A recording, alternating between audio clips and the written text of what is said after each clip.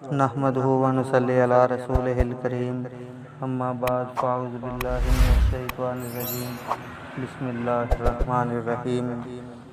ناظرین اکرام، جس طرح کہ آپ کو پتہ ہے ملک پاکستان کے اندر جو بھی حالات چل رہے ہیں، لیکن الحمدللہ ہر حال میں اللہ کا شکر ادا کرنا چاہیے۔ اس وقت عمران خان کے صاحب کے خلاف جو ہے نا تحریک عدم اعتماد پیش ہو چکی ہے۔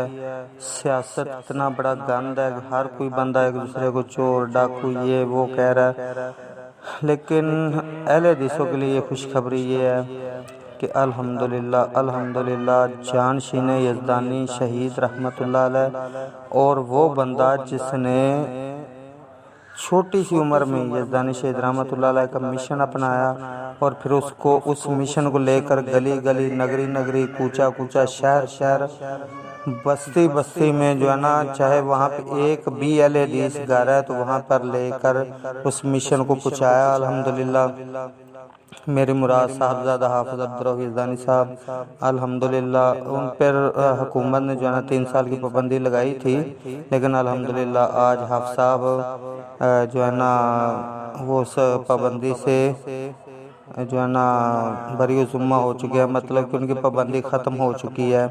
اللہ پاک کا لاکھ لاکھ شکر ہے کہ جس نے یہ خوشی کا موقع دکھایا، کیونکہ ہمارے اسٹیج تو ویسے بھی ترسے ہوئے تھے کہ جو ہے نا ہمارے اسٹیج پر کوئی قرآن پاک سنائے۔ اس وقت آپ کو پتہ ہے جو حالات چل رہے ہیں اسٹیج پر، لیکن الحمدللہ اللہ نے خوشخبری سنائی ہے۔ ہم اس مالک کا جتنا بھی شکریہ ادا کریں کم ہے۔